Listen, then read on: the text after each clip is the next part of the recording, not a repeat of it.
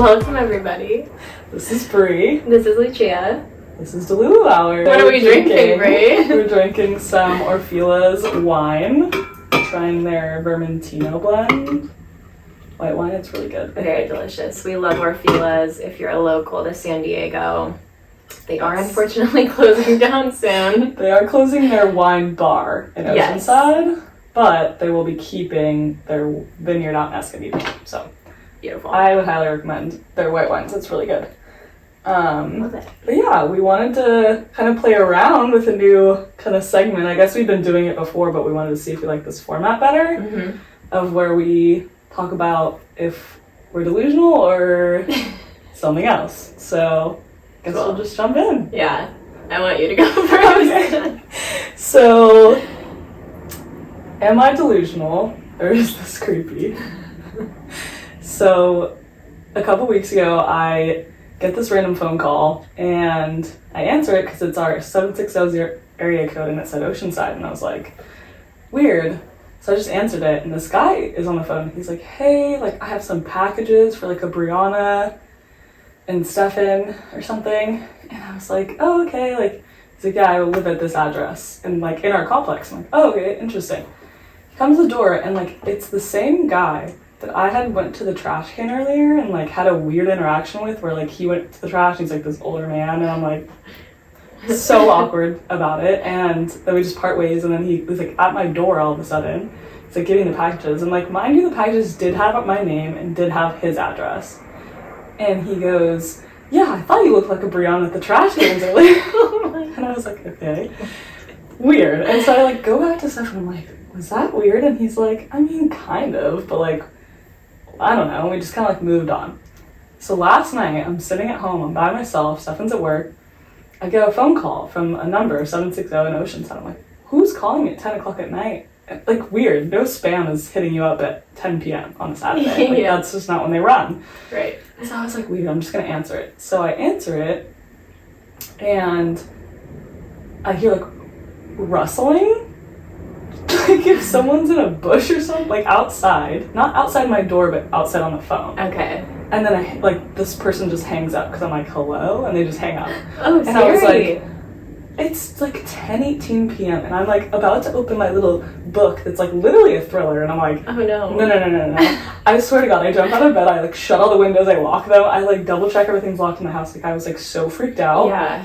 And I was like, what the hell? So I called the number back, and this guy answers. It's the same guy, and he's like, hey, oh sorry, like and I'm like, hello? Like, he's like, oh, like I'm that neighbor, your neighbor, like from this address, like I like meant to call like a different neighbor, like I must have actually accidentally dialed you by mistake, so sorry. And I was like, no worries. And like I expected him to be like, okay, have a good night. He's like, so if you don't mind like me asking, like how's business? Wait. Yeah. And I was like, good? Like literally good ... Like it was so awkward. I was like, what is happening? Why is he like continuing the conversation? Yeah, and how does he know everything about you? Right. So I was like, great. Like, obviously this is weird. He's like, oh, sorry, yeah, I know it's late. This is like, I shouldn't, whatever. And I was like, what? It was just getting creepier and creepier. So I didn't even know how to hang up the phone at this point. I'm like, yeah, like it's okay, no worries. And then he's like, so it's good? And I'm like, yeah, it's good. But I'm not like giving any more than that, because I'm like, what is the deal? Like, are you calling me for a reason? Are you like outside my fucking window? Like, what the hell's going on here? Yeah. And he's like, okay, like, sorry, I know it's late, my bad. Like, I'm like, okay, no worries. Like, have a good night. It's like, you too. Bye. We like hang up. And I was like, he's outside my door. Like, he's literally, like, I swear to God, he's like watching me in my house or something. So I get in my car, I drive to Stefan's work, and like, Stefan comes out because they're closing, and I like run over, I'm like crying to him. And he's like, what happened? And we like talk about it, and he's like, no, that's weird. That is for sure weird. But also, so he must have found my phone number from the beginning, like looking my name up, and then I had like my Google profile, like business profile as an agent.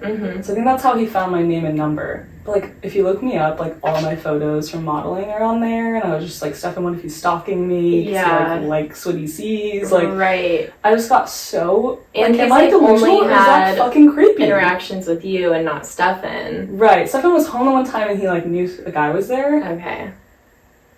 I think that's creepy. Okay, thank you. I was like, okay, wait, like maybe he was just like accidentally butt dialed me or something. Because that was the other thing when he was getting off the phone. He's like, I'm so sorry, I didn't mean to like butt dial you. But his original story was that he tried to call a different neighbor. That is weird. And like, why do you have my number saved? Yeah. What is it with the weird neighbors these days? Oh, I know. I feel like everywhere we go, I was like, it's strange neighbors. no, it's creepy. So I could honestly feel better. I was like, am I delusional? This old man like literally did just butt dial me, and I'm like making him into a serial killer in my head, or is like this actually weird? God. So we'll see how yeah, keep us updated on that. But yeah, what about you? Okay. Am I delusional or am I boy crazy? Okay, so I was just home in Oregon this weekend. I literally just got back this morning. I was there for my grandma's funeral.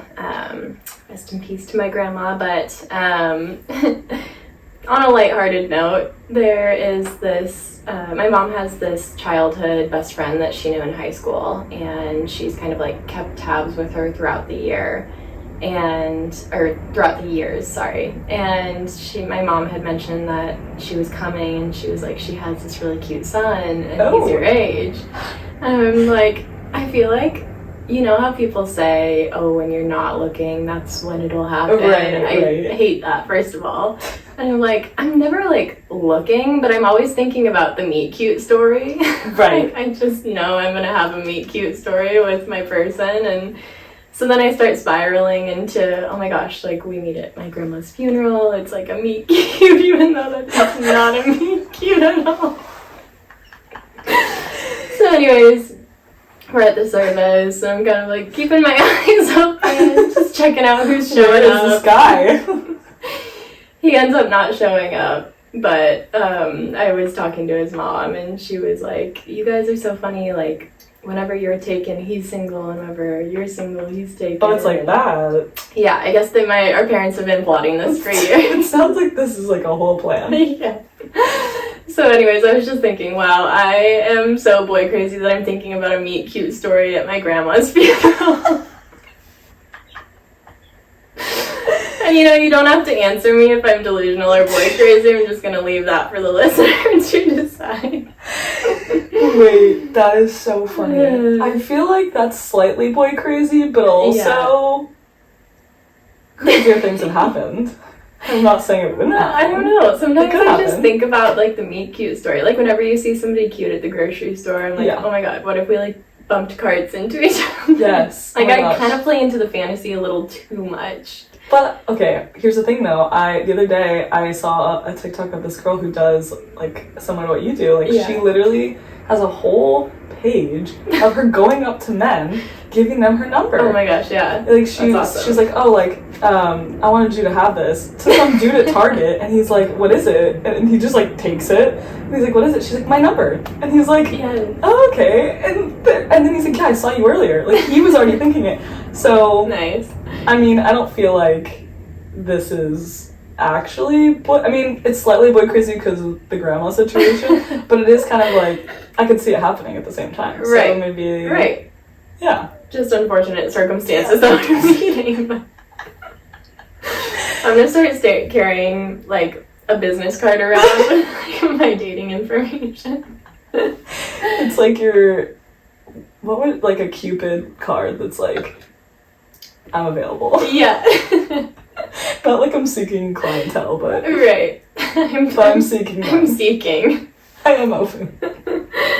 I love that. That was awesome. Okay. Well, anyways. So anyways, we're going to be talking about Europe today. And our apologies if this sounds robotic in any way, or like we have already recorded this before, because turns out we have, and somehow the recording is lost. So we're re-recording, but that's okay. You wouldn't believe the technical difficulties we're dealing with on this podcast. Turns out you have to be really tech savvy to be a podcaster, so if anybody's thinking about that, just brace yourself.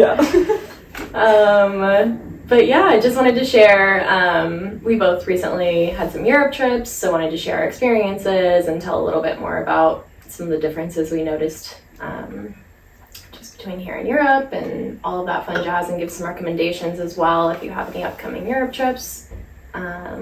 Yeah, would you like to kick us off? Sure. So, yeah, I went on a 3.5 week Europe vacation to technically 5 countries, but it was to visit 4, which I'll get into. But we went to Portugal first. We bought a round trip ticket to London, which was like way cheaper if you buy round trip to London, and especially if you come out of like a JFK or a LAX that flies there all the time, it's way cheaper to do that. And then it was only $30 to Porto. So that's what we did. We stayed at this hotel or Airbnb in Porto that was like over the bridge and had just like insane views. And come to find out there's like a park above it that everyone gets like super drunk at, and it's like on all the TikToks that it's like the cool place to watch the sunset. But it was seriously like packed, like disgusting. Like people were like blacked out. Like this one girl, like people couldn't get her to respond, and we were like, holy cow, like terrifying. So if you're looking for something more calm, like with your partner or like a couple of friends, there's this really cool place on the Via Nova de Gaia side that if you want the link to, let me know. But that was really cool. We did like a whole kind of tapas and drinks by the Riviera on the other side in actual Porto. And then if you go into the town, like in more, which also bring great walking shoes because Porto is straight uphill from the river. Mm-hmm. But they have like a little park, and they have like a bar at the park, and there's like a cool library that's very Harry Potter's vibes over there. It's very just like walkable shops. It's really cute. So I'd recommend going over there. And then there's a couple like churches and stuff that have really cool views as well at the sunset. So definitely let me know if you want any recs on like where to go exactly. Your pictures and videos of the sunsets were amazing. So crazy. Yeah. Like I've never seen anything like it. They were gorgeous. So great. It was amazing. So, I mean, the Airbnb seriously made the trip like 10, 12 times better. So, yeah. Highly recommend like investing in a good Airbnb there. And then we did spend one full day going to the Douro Wine Valley, which was super cool. We like got on this bus and they took us out, and you see all the wineries, and there's like hundreds of wineries, and like every hill is covered with like the vineyard. So that's super cool. And they take you on like a river cruise, and then they take you they took us to the oldest standing winery, and so we did a tasting there. And they also had like fresh olive oil. Something cool about Porto is like so good. It doesn't even taste like the olive oil here. It's like so pure, clean, and like they keep it chilled. And so what's super interesting is like when they do the vineyards and like they need to mark which one is like the end of one vineyard and the start of another, they mark their territory by olive trees. Oh. So like it was like a happy accident that they also have that as an export. Yeah. And it was so good. So that was cool. And then we went to 2 wine bars after to actually have like Porto wine, which is really, really strong, really, really sweet. But totally worth your money. You're like pretty drunk by the time you leave. Yeah. And then they bus you back home, and then you can kind of spend the night doing dinner and stuff. And nice. So I definitely recommend that. We went from there, we rented a car, we went to first Nazaré, which is where the big waves are. They're like 100-foot waves. Wow. And we went to this museum of like the surf, it's called the Surf Wall.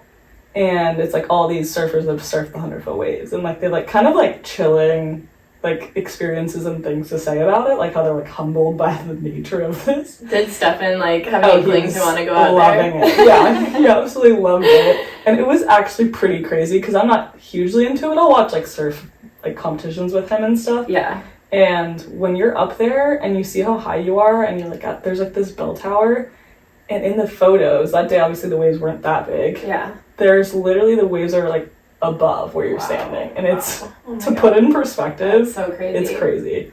Then we jumped over to Ericeira, which is like more of a sleepier beach town, and that was super cool. We're like, we'll totally come back. It's very like San Diego vibes almost. Mm-hmm. Maybe like Point Loma, Mission Bay type, like surf boys, like just living. Everything's organic. Like they have cool shops and stuff, but it's very like sleepy and quiet compared to here. So that was super cool to see. We'll probably go back there. And we only had like a night in Lisbon, and so we ran down to the there's a river, and then you can overlook like it looks like the Golden Gate Bridge from San Francisco. So that was kind of cool to see that, and like in a different country. It was kind of weird, and we like just literally brought our own bottle of wine and like popped it by the river and just like watched the sunset there. Cute. And this was a Wednesday night, and we went out, and there's like a rooftop bar, and that was popping off. And then we followed this crowd of people, because that's how we found the rooftop bar. Like, saw of it, and then we couldn't find how to get there, and there was like a huge mass, and so we just followed them. We did the same thing to another place after, and this group was waiting outside, and we like get up, and we're the last to get seated, and it's like, they're like, for photo, and we're like, what is photo? And we're like, yes. We're just, yes. And so we sit down, we get the last 2 spots in the whole place, and everyone's like super excited, like can't stop talking about what's about to happen. We have no idea. We're like, what is happening? Like, just cheap wine, and that's all we know. Yeah. So like, cool. And then all of a sudden there's like people playing instruments, and this woman is like singing, and it's like a traditional like live music performance. And so fun. What? So highly recommend trying to go to a fado, even if it's just like a local place you like dip into and they play a couple songs. It was super cool. So that's Portugal. Then we went to Barcelona from there and had this Airbnb with my parents and his parents and our family friends. We did the Gaudi tour with this guy who was super nice, super cool guy. He's like also an actor, and he's like, you'll see my new Netflix movie out soon. And we were like, cool. What? So that was interesting because we didn't like, and here's my SoundCloud link. Yeah, literally it was like those Ubers when you're in there and they're like playing the music, and then like they know you want to react, and then you realize that it's theirs, and you're like, that's great. Like, I'm probably not gonna watch a Netflix movie with my friend, but that's okay. You're a great guide. So he was super nice. And that Gaudi tour I would highly recommend. We also went to the Picasso Museum. Super, super cool. So both I would recommend doing. And Barcelona was just cool for like the fashion. Like, so the streetwear, I was obsessed. I was gonna say the exact same thing. The like, best. That's where I noticed the most fashion. Yeah. And it just feels so fun to be able to dress up and get into it as well. Yeah. I feel like we both love to like dress up. And, exactly. Yeah. I feel like people don't know like, oh, what should I bring? Yeah. I feel like Portugal you can go either way, but I feel like Barcelona, if you're going and you like to dress up, like bring like everything. Bring your trendy, cute go stuff. For it. For sure. Yes. I was gonna say, what did you experience since you went to Barcelona? Yeah. I mean, I just remember that was, I mean, I'm sure like sambas have been around for a while, but I feel like right at like this the peak of sambas being popular. No, seriously, I noticed the same. I bought a pair right before I went to the trip just to have them. Yeah, so I felt really fancy, and I was walking around in my sambas, and everybody else was too. Like, I'm a local. And I was there in December, so it was winter time, which honestly, like, winter fashion is fun too, with like the coats and the scarves. And I brought I have these like platform Uggs that I brought with me, and cute. Yeah, so it just was super fun to dress up even though it was like winter time. I have like this distinct memory of a photo you posted. You were in like that white dress, the one that Krista also has from I think Amazon. Yep. Black booties, some sort of like, I think it was your leather jacket or something over it. Yeah. And just like sunglasses. And I was like, she's living. Yes, literally. That is the honestly, we will link that dress for you guys in our Amazon storefront. It's my favorite winter dress, and I remember I wore it to Insight Global for like work sometimes, and like all the girls in the office were like, send me the link, send me the link. And they have it in a lot of different colors. It's like just the perfect like cute, sexy winter dress because it's like thick knit. But it also has like a leg slit to make it a little bit spicy. Yeah, it's so cute. Yeah. I love. But yeah, so from Barcelona, then we went to Athens, and that was nice for like a night. I would say like definitely splurge on a nicer hotel near the Acropolis. Do a quick walking tour through the Acropolis. Like, you don't really need more than a day or two there. That being said, the service was like amazing at this hotel we stayed at. And you had their rooftop bar had a view of the Acropolis at night, which was amazing. Like, seeing the sunset from one of those rooftop bars or your hotel rooftop bar is a must. But yeah, so when we were in Athens, that was super cool to go up. And those ones, I don't think you need a reservation. Maybe in peak season, but we're there mid-May, or mid-April, late May. Late April. Helps and help. So wine is getting to our head already. Anyways, so that was super cool, and then we really didn't need much more time there. We then took this terrifying puddle jumper plane to Naxos, Greece. And the wind was so crazy, I thought we were gonna die on this plane. But we landed, it was fine. Nice. Turns out Naxos is so cool. Like, it's kind of like the cheaper Santorini. It's not like up on a hill, it's all flat, and it's got a really cute like all white town that you can kind of get lost in, and that was super cool. And they have a couple temples there you can like do a tour of, or we rented ATVs and scooters and like just did our own thing, and it was so fun. Was your dad stoked that you guys got to do that? Yeah, he like forced it. The rest of our family went on like in a car, and it was me, Stefan, and him, and we were like all on the ATVs and those scooters, and like that was our favorite memory. Well, I remember the whole debacle before you guys left. Yeah, that was a meltdown because his Stefan's mom doesn't know how to like ride a bike necessarily, and so it was like we want to make sure they felt included, and yeah. So that was supposed to be for Naxos, and we were like, Naxos isn't really about that. Yeah. So then the compromises that we did that was for Santorini. So the compromise was to go to Naxos and do it, and we're like, okay, that's fine. So that was way worth it. Like, so cool. We like ended up on this like chicken farmer's land, and he was like, and we were like, what's up? Just kept going through his like farm, which was probably prohibited, but like whatever. It was so pretty.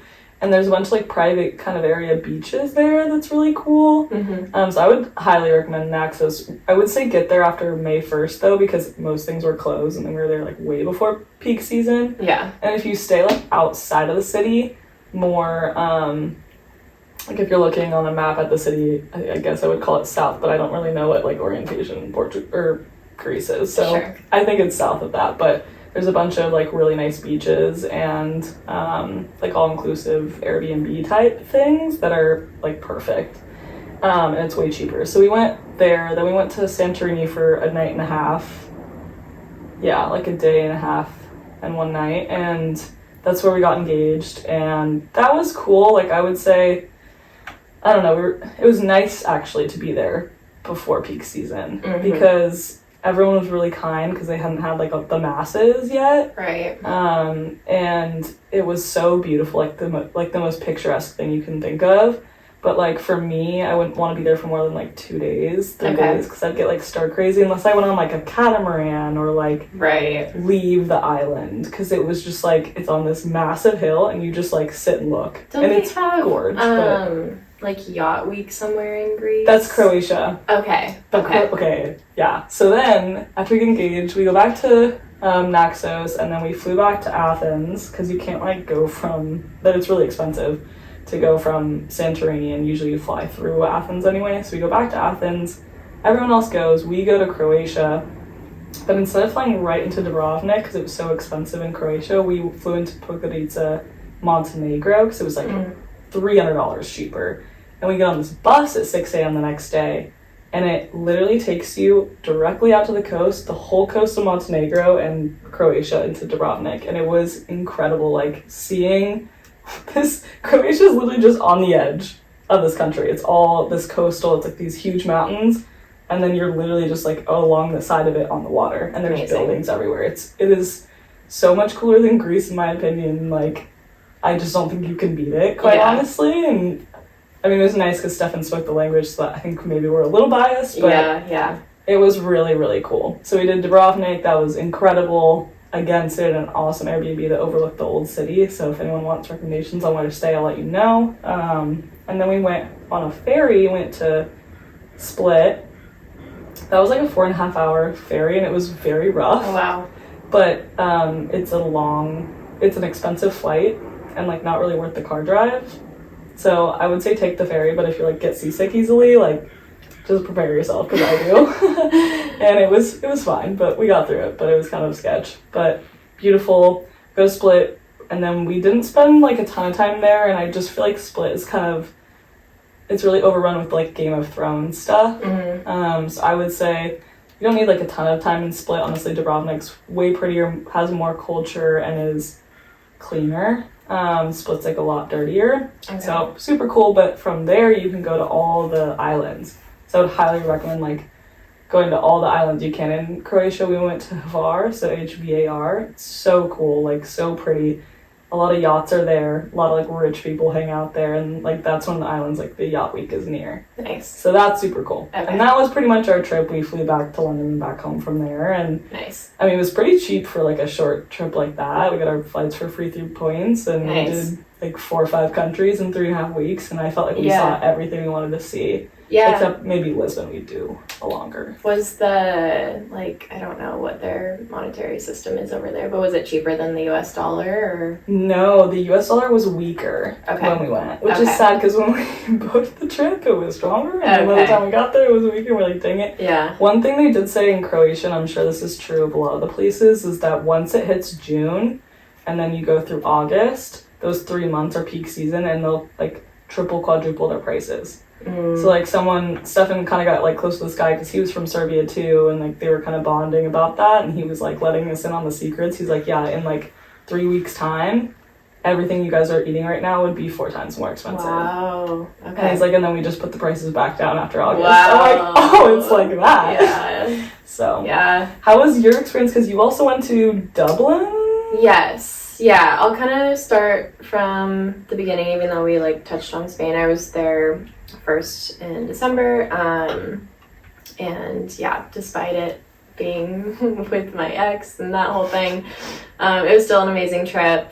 I did love the fashion. I loved the culture in terms of like sitting down, and I think we talked about this last time, but yeah, like what have we talked about and not talked about since the first time we recorded this episode? Just kind of like the leisure of sitting down and having your coffee in the morning instead of like getting it to go, or even like sitting down at like 3 p.m. for tapas and sangria.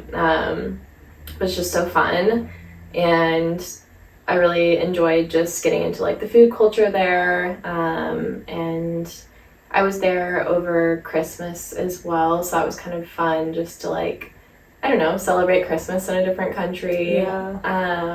And they had like all the lights and everything was decorated, so that was like really pretty to see. I also really enjoyed seeing the Sagrada Familia. We didn't go inside, but we just went and like looked at it, and I just feel like it's breathtaking, like very beautiful. Like all the Gaudi buildings are gorgeous, and kind of like a cool story about his life as well and how he died. Oh my god, the train thing? Yeah, bus. Yeah. Wild. He was like dressed as a normal civilian, I believe, like working on one of his buildings. He was working on the Sagrada. And then somehow accidentally like stepped back into the street, and a bus just took him out. And nobody knew who he was, and just left him like days. He was a bum for like a while. Yeah. And then he died. Yeah. Wow. So crazy. Never got to see the Sagrada finish, although it's still not finished, so he would have died anyway, but still. Yeah. But yeah, I don't know, just super fun. And then went to London, Paris, and Dublin with my roommates in February. So also still kind of winter time, and we were all about like the winter fashion there as well. In London, we went to this high tea situation. I keep calling it high tea. I don't know if it's called high tea, but yeah, like what is we got like don't know what high tea is. Tea and little sandwiches and little desserts, like that whole cute tea setup, with a view of Big Ben. I don't remember the name of the place, but if anybody is wondering, I can definitely let you know. We also went to this place called Sketch, which was so cool. It's this restaurant and bar, and it's kind of like segmented into different areas. There's like a bar area, or you can go further in and like sit down at a restaurant. But what was really cool about this place was the bathrooms. They're pretty famous, so you may have seen them before, but they have these like egg dome bathrooms. Oh, I saw your photos of this. Yes. So cool. It's like the trip. Like if you were on drugs going into this bathroom, you would be freaking out. But yeah, each like stall is like this egg dome, and you go inside, and it's almost like a porta potty, but obviously like a lot nicer. Yeah. And then like the mirrors are all kind of like wonky, and there's a bunch of different like colors in there. It's just like wild, and it's unisex, so you walk in and there's just a bunch of domes everywhere, and you can like go into whichever dome you want to go into. But the cool thing is it's kind of hard to explain, but at the base of the bathroom, so you have to walk up the stairs to see the domes, but at the base of it is another bar. Oh. So there's like this dome bathroom bar that you walk into that's a bar, or if you like go to the right or left up the stairs, it's the bathroom. So it was just so super trippy. The whole place was like designed really well, and just like very crazy funky thing. That's so cool. So that was super fun. And then in Paris, I feel like that was very similar to Spain in terms of like the fashion and the people. And we had a good experience with the people there, just because I think a lot of people have experienced this, and I actually have in the past as well, just like wait staff and the locals there just like not really liking Americans and being rude to Americans, which I did experience when I was like 12 with my family. Like my mom and I sat down at a restaurant and they did not wait on us. Oh. Yeah, but then this time around, I think because I was with a group of like young cute girls, Yeah, like they're like, we will be serving you. Were so nice to us. Like everybody loved us. I had this guy stop me in the middle of the street just to like kiss me on each cheek and tell me that he thought I was beautiful. So just cute things like that, and that was the highlight of our trip for sure. We had this one day where we went and saw the Eiffel Tower, and we decided to take this boat tour along the river afterwards, and they have like an open container thing, like it's not a thing there where you can't have like open containers. Yeah, so we went, bought a bottle of wine, bought a wine opener, bought cups, and then went to take it on this boat tour. We're standing in line to get on the boat, and there's this couple behind us that's actually from Spain, and they saw that we were like struggling to open our wine bottle, and he was like, here, give it to me, like let me help you. So he like helps us open our wine bottle, and we're like, here, like have some, like for helping us. So we're just like sharing wine with this couple behind us that's from Spain, and it was like such a gorgeous like sunset boat tour, and then you get to see like the Eiffel Tower light up at night. And then that day we had decided we wanted to like have a night out, and it was like a random Wednesday night, and we went to dinner late at night. We didn't end up finishing up dinner until like 11 p.m. So we were like, okay, gosh, like where do we go from here? Do we even want to anymore? That kind of thing. And I was on TikTok and I was like, what to do on a Wednesday night in Paris? Quick search. And it works. Told us to go to this underground jazz bar. And we went, and it was the coolest thing that we have ever stumbled upon. Like, it was so fun. You walk in, it looks just like this dungy bar. You order your drinks, and then you go downstairs, and that's where the underground jazz part is at. And you have like this coat check, you give them your coats, and then you walk in, and there were all these different bands playing. Wow. And it was like a mix of jazz music and also like American contemporary music, and it was so fun, and we were just dancing. There was lots of young people there. And then at the end of the night, we kind of closed down the place, and we're heading outside. We're kind of loitering around the doorway, maybe smoking a cigarette or something. Maybe. And the band comes out, and we were like, oh my gosh, like you were so good. That was so fun to listen to you. And we're like, thank you. And they were like, well, we're headed to the next bar, like come with us. Oh my God, so we end up going out to more bars at like 2 a.m. with the band, which just was like a fun, like, oh my gosh, we're groupies. So that was just like the best night ever, and we had such a good time. And Paris is definitely the city of love. Like you just understand why it gets its name, because I don't know, everything is so romantic and beautiful, and the people and the language, like everything's just so romantic. So it makes sense. Oh, that's so fun. I've always heard, like, even recently, that like Paris and in general France is sort of iffy on going to, so I'm so glad you had like a good experience, because a lot of Americans have been coming back saying like, oh, everyone was rude, there's all these protests and stuff. So that was cool that you had a good experience. And I almost feel like a part of it is just, I don't know, respecting the culture. And I feel like when they have this group, or in my case, when I went with my family, when they have this group of Americans that come in and just kind of like demand things and speak in English and whatever, I feel like they're like, oh God, and and that's why they're rude to you. So I don't know. Yeah, just of course being kind, I feel like, is as best as you can do. Yeah. Exactly. And then if you can say any types of words or like phrases in the language, I feel like they appreciate that so much. Absolutely. Even if you feel awkward, I feel like the more you try, the more happy they are that you're like trying for their culture versus just being an American. Like, like, pretty much just, like, asserting your presence in their country. I feel like I don't know, especially when Stefan would start speaking Serbian, it was, like, immediate difference. And they were very kind, but it was, like, we were family by the time he was talking in Serbian, or I guess in Croatian, so, I don't know. And even speaking in Spanish in Barcelona, like, trying, and yeah, I think everything like that helps a lot and goes a long way. 100%. And I feel like Americans are struggling a lot with that whole thing. Yeah. Of, like, not being accepted in the country, and I'm like...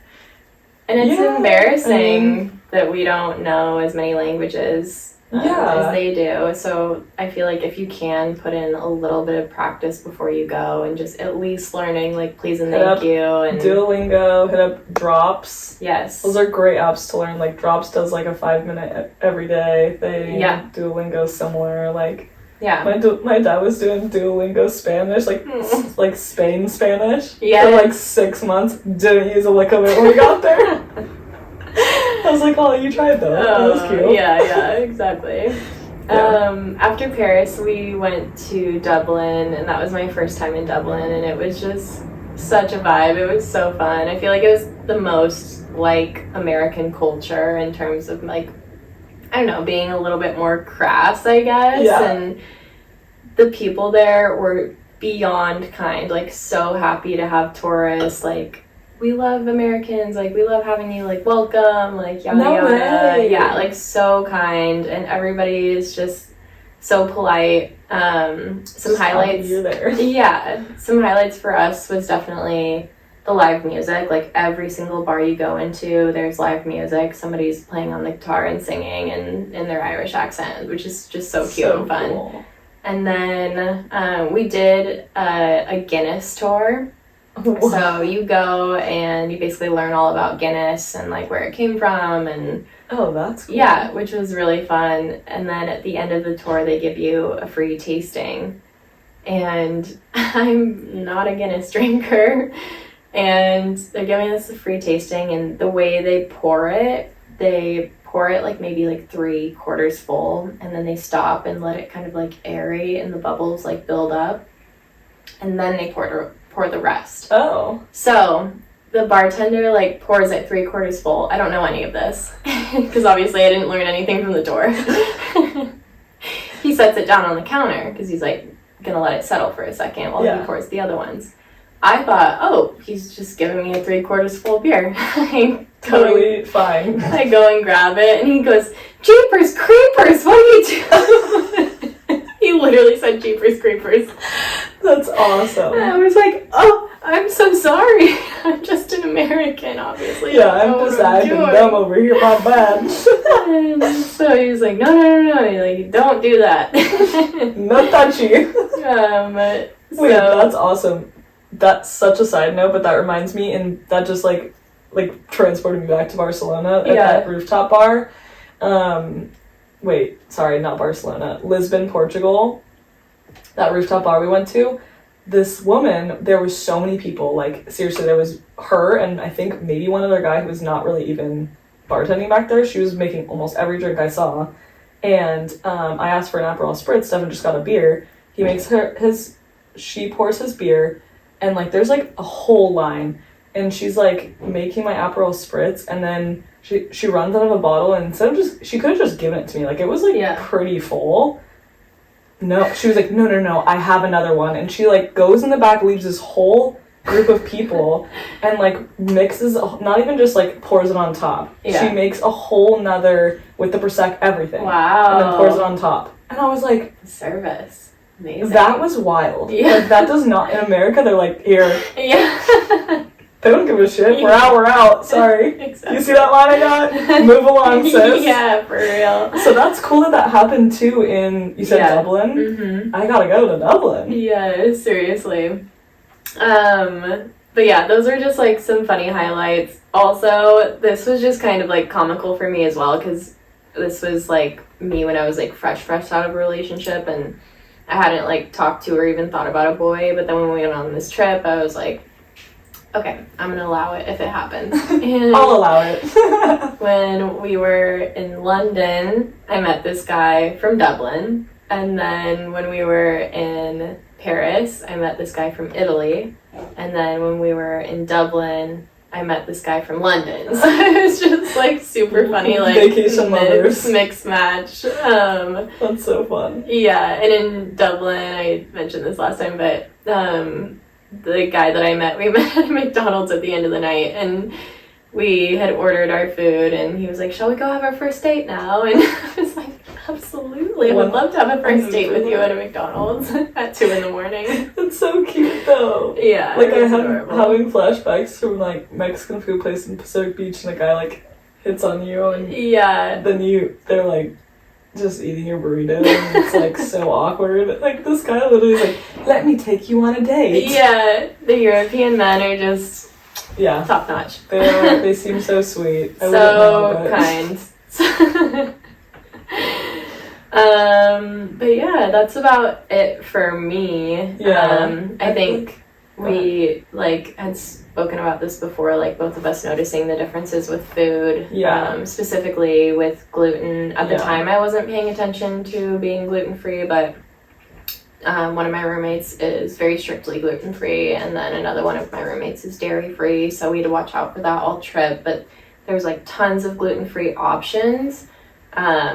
But I mean, the laws and regulations they have around their specific like bread and flour products is a lot different than here. So I think that they maybe didn't even need to go gluten-free there. Yeah, when I was there, I did a self-experiment. And I will say Portugal, it was still like not great, but also I think I was possibly like, this was when I was nearly gluten-free and I wasn't perfect about it. Portugal, I think I was still like kind of like getting rid of the gluten problem because I wasn't perfect about it when I was living here, even though I had tried to go gluten-free. And when I was in Greece, it got a little bit better. And the thing I loved about Greece is like you can get a Greek salad anywhere. It's so good, and it like really helps move things along.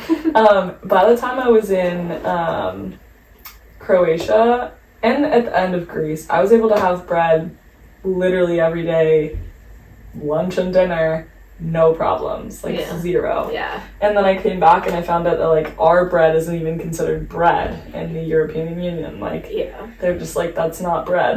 Right. Which I think is so crazy. Yeah, and even like when I was in Spain, I actually did do a lot of grocery shopping because we had a place to stay, and that was kind of like more the vibe. So we like made a lot of our own meals, and their grocery stores are like so much more simplistic in terms of like the options of what you get and the ingredients and what is in everything. Like there are 3 yogurt brands and 3 cereal brands and 3 milk, like it's not like 20 different options. There's not a list of 50 ingredients on the back. It's like, it's milk. It's very small, it's very simple, and it is just refreshing. It's so cool. And I looked like afterwards at like the things that are like banned in the other countries, like just in the EU versus the US, and even like Australia or Canada versus the US, and there's so much like Coffee Mate, because like there's I guess seed oils in it of some sort that I can't remember. You can Google it, but like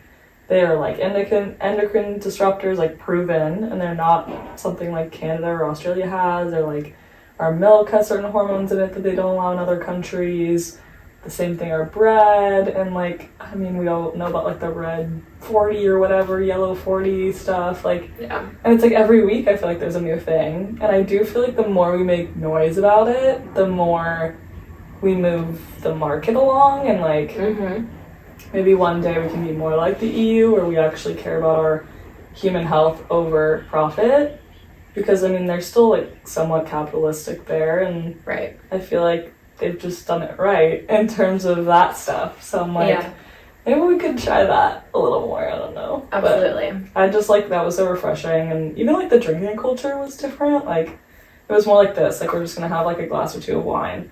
We're not gonna, like, go to a bar after this and, like, black out. It's just, like, that was kind of it. Yeah, exactly. And it's just, a younger drinking age, I think you talked about, of like, it just kind of like teaches you how to drink responsibly instead of like wait till you're 21 and like then everyone just goes and binge drinks for 4 years. Right. It's really different. Yeah. And then again, like we touched on this with just the culture in terms of time and how you spend your time and the leisure time.